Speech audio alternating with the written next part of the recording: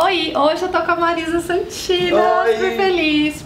Sempre foi super querida comigo. Obrigado por você me receber na sua casa. Ah, imagina. E eu quero falar com você um pouquinho sobre mães de diferentes gerações. Porque eu acabei de ser mãe, né? E você foi mãe pela primeira vez nos anos 80. Na sua geração. Na minha geração, que assim, não tinha internet, era completamente diferente, né? Isso. Então eu queria comparar algumas coisas assim, de como era, como é agora. Não dizendo que nenhuma geração é melhor ou pior, mas é engraçado você ver as diferenças. São muitas diferenças. Primeira coisa, como você se preparava pra gravidez? Porque eu sei que pelo menos do Bruno, com o seu primeiro filho, você tinha umas técnicas e tal. Onde você aprendia? Você falava pra família? Como que era isso? Quando eu comecei a namorar com o Papi, fala pra todas as leitoras que Papi é o meu marido na internet. Quando eu comecei a namorar com o Papi, a gente foi fazer aqueles exames. Não sei se foi na época dos exames pré-nupciais ou porque ele teve ele sentia dor.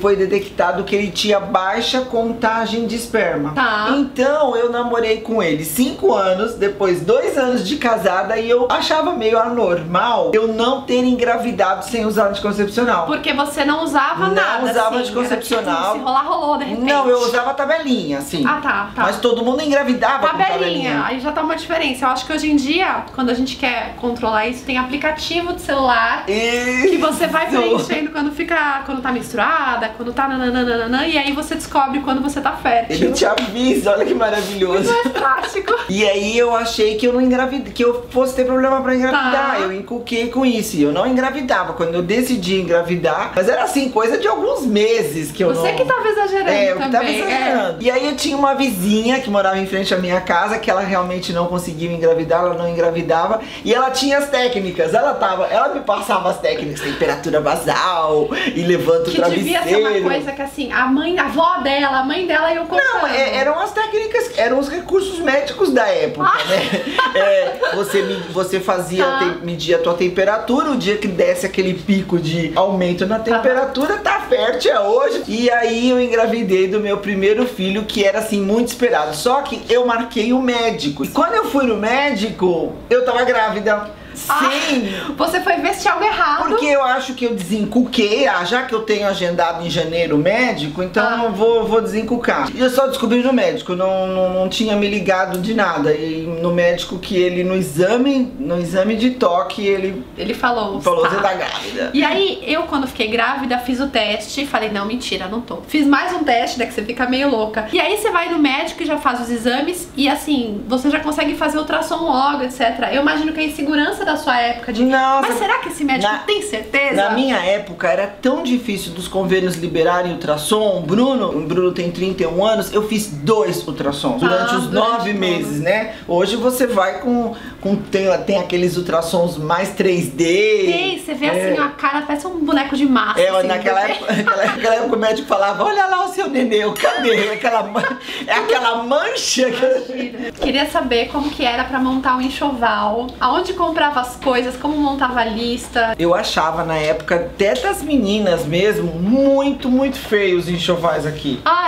Eu não tinha dinheiro pra ir comprar fora, nem nada disso. Mas como eu sempre fui fashionista, eu sempre fui do mundo da moda, eu queria coisas mais modernas. Você é moderna, sua personalidade é moderna, de coisa... Então eu acabava fazendo muita coisa pra eles, né? Legal. Que eu já tinha confecção e tudo, então eu acabava fazendo umas coisas bem transadinhas, oncinha quando não tinha, legal, sabe? Então eu fazia aqueles look oncinha, fazia aqueles look que não tinha nas lojas pra vender, porque eu achava muito certinho, amarelinho, rosinha. É isso. Né? E ainda tem muito isso, é incrível como ainda tá, eu acho atrasado isso, é tudo muito claro. Então muito de princesa.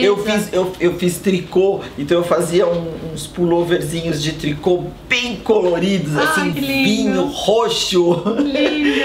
E colocava um macacão simples e colocava um coletinho pra dar uma colorida, assim, porque eu achava muito, muito feio as roupinhas. Tudo meio careta, tudo muito careta. Mas hoje não. Mais ou menos, eu acho que ainda no geral, eu ainda acho tudo muito de príncipe, de princesa, aquela coisa assim, muito cheia de babado. Eu gosto de coisa mais moderna também. Eu fiz muito no meu enxoval pela internet, é Mara, você tá em casa, grávida, você não tá afim, vai comprando. Mas você comprou tudo no Brasil? A maioria, porque eu tava muito sem grana na época, então não dava assim, eu acho que o valor que você... Tava muito alto, tá muito alto o dólar, tá muito alto, hoje não tá compensando mesmo. E ano passado, então, eu peguei uma fase terrível do dólar, então não dava pra ir pra Miami, gastar com com tudo. Eu comprava muito em magazine tipo C&A. Pode? Quando elas eram assim. Mas eu garimpava, sabe? Tá. Eu garimpava até eu conseguir construir um look que não era normal, sabe? E as pessoas perguntavam, onde você achou essa roupa? Aí eu falava, comprei na C&A. Mas não era tão óbvio assim, você não chegava lá e tava pronto. Não tava pronto, eu tinha que garimpar. E eu fazia muitas peças. Eu acabava compondo assim, alguns looks com peças confeccionadas. O quartinho deles, como que era também? Porque hoje todo mundo sonha. Eu não tive quartinho de bebê, mas eu fui ter quarto assim, eu já era bem mais velha, já era uma meninona. E eu ainda dividia com uma tia, dividia com a minha irmã. E hoje em dia o Fernando já tem um quarto, tem uma suíte só pra ele. Não, nós era pobre de marré.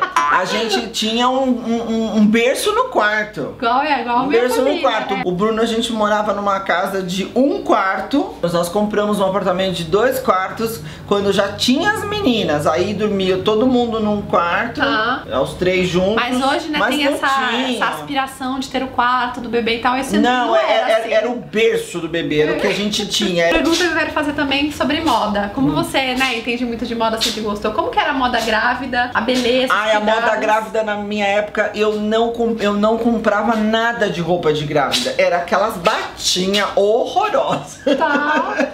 E eu não aceitava aquelas roupas. Você já tá grande, ainda deixa você maior. Eu fazia meus looks de grávida. Eu usava calça leg com uma camiseta bem agarradinha, com a barrigona bem aparente. Eu fazia uns macacões pra mim, sabe? Assim, inteiriços, uns macacões curtinhos, assim. E eu que fazia meus looks. Eu nunca comprei uma roupa de grávida. Apesar da minha mãe nunca ter trabalhado com confecção também, ela tinha sempre a máquina dela, ela comprava revista, tinha revista criativa, revista Faça não sei o que lá, e ela pegava os moldes, revista Manequim, pegava os moldes e fazia as roupas dela também. Eu dei uma sorte porque começou muito uma moda de Kardashian recentemente. Então quando eu tava grávida, eu comprava muito esses vestidos bem coladinhos, que na minha fase não grávida eu não gosto, eu acho meio muito demais, assim, muito sexy. Mas pra grávida fica legal, porque contorna, assim, você põe um casaquinho. Então eu gostei também dessa parte da moda da gravidez. Próxima pergunta. Desculpa, agora eu vou complicar. O que o pai fazia pelo bebê? Ai, gente, eu não posso reclamar, meu marido era maravilhoso. Eu sei que ele já foge da curva, porque ele cozinha, o papai Eu acordava de manhã e falava assim, bem, neném chorou? Não acredito, você nem percebia. Maravilhoso. Eu falava assim, Bruno chorou essa noite? Ai, ele que cuidava. A madrugada era do pai. Não, na verdade eu tive muita sorte que meus filhos não choravam de noite. Não choravam. Mas assim, trocar fralda. Ele fazia tudo. Porque o meu pai, gente, assim, a maioria dos homens dessa época não trocava, acho que ele nunca trocou uma fralda. O papi já é fora da curva, eu acho que ele já é um homem que... Você trocava fralda? Trocava, tá dizendo que sim. Os meus pais têm uma história que é o seguinte, quando minha mãe ficou grávida, o meu pai começou a comprar essas fraldas e ele comprava mês a mês, porque era um luxo, né, naquela época. E ele comprava mês a mês, a Nana fez o enxoval de fraldas, aí eu nasci alérgica. Aí eles doaram tudo acho que foi pro meu padrinho, que ele teve um bebê junto comigo, e daí foi tudo pra ele, mas assim, não deu certo, eu tive que ser de pano. Bom, próxima pergunta. Qual era o pior palpite que você lembra que davam? Porque os palpiteiros continuam, eles adoram palpitar na tua vida, reclamar do corpo, dos gatos, etc. O que você lembra assim que você ficava irritada? Pode ser da criação das crianças, da gravidez. Bom, minha mãe sempre foi a mais palpiteira. Ela vai assistir esse vídeo assim. Mas a minha mãe me ajudava muito, sabe, Lia? Eu trabalhava fora, eu sempre tive empresa e as crianças ficavam com a minha mãe. Então minha mãe era muito de dar palpite. Ela tinha o direito de dar os palpites que tava ali, né? Nossa, tudo que eu fazia tava errado, sabe?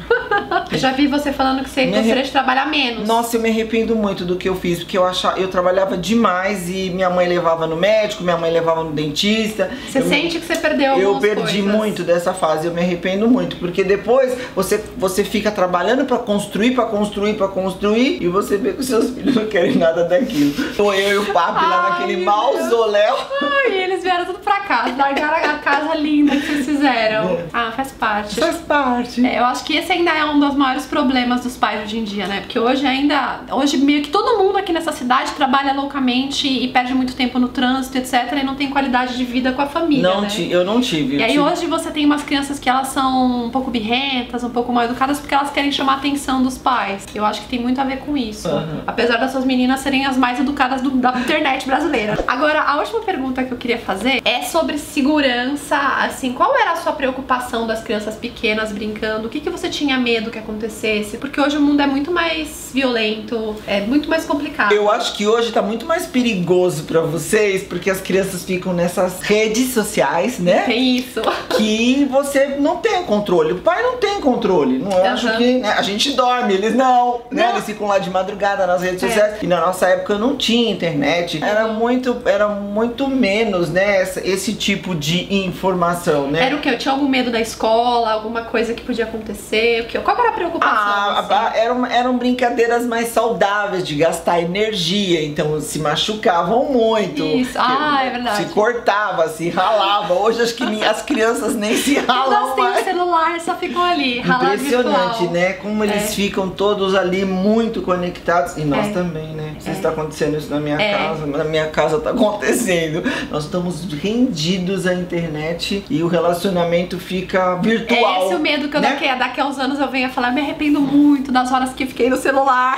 Nossa! Acho que os maiores medos da minha geração é segurança real, né? De rua, de ladrão, o mundo é muito perigoso. Aí eu acho que pra você equilibrar isso, você acaba dando muita televisão, muito celular, muito computador.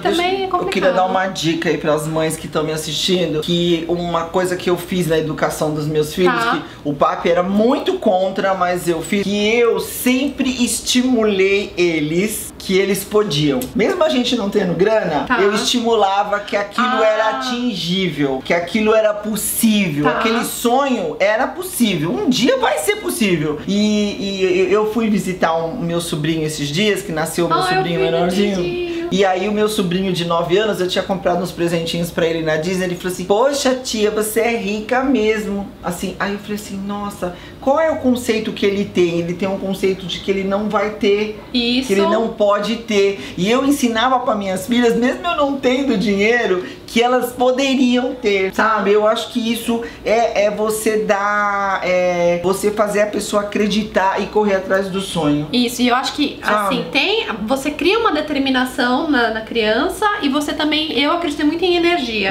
Então você atrai mesmo, você faz com que o universo traga pra você o que você quer. Eu sempre estimulei os três a acreditarem, a correrem atrás daquilo que eles acreditavam. Outra coisa que eu aprendi com o oriental, não sei, você gosta muito de oriental, né? Aliás, seu marido é oriental. Que eu gosto muito do Japão. Ele era meu cabeleireiro, um oriental, assim, muito sério, muito empresário. Ele falou assim pra mim, quando seu filho tirar nota vermelha, incentiva ele. Não dá bronca, incentiva ele. E eu peguei isso. Anima em vez de você botar mais pra baixo. Porque se você botar ele pra baixo, ele vai acreditar. Por mais errado que a criança esteja naquela situação, a tua bronca tem que ser pro incentivo. Muito bom, vou tentar aplicar. Já amei, vou fazer muito isso. Amei tá com você aqui. Amei. A gente também tá gravando um vídeo super legal pro canal dela, que eu vou deixar linkado aqui na lateral e aqui embaixo. E se vocês curtiram, já sabe, dá um joinha. Comenta aí embaixo, dá uma dica de mãe também. Apesar da gente ser assim, mãe de primeira viagem, né? A gente tem umas dicas. Eu tenho meus erros como mãe. Um dia a gente volta pra falar dos meus erros. Não, eu vou aqui em off, eu vou conversar com ela assim, como você conseguiu 3? Porque eu já... Assim, ó, impossível. Imagina você ter 3 filhos. Nossa, vamos conversar em off aqui. Um beijo e até a próxima. Tchau.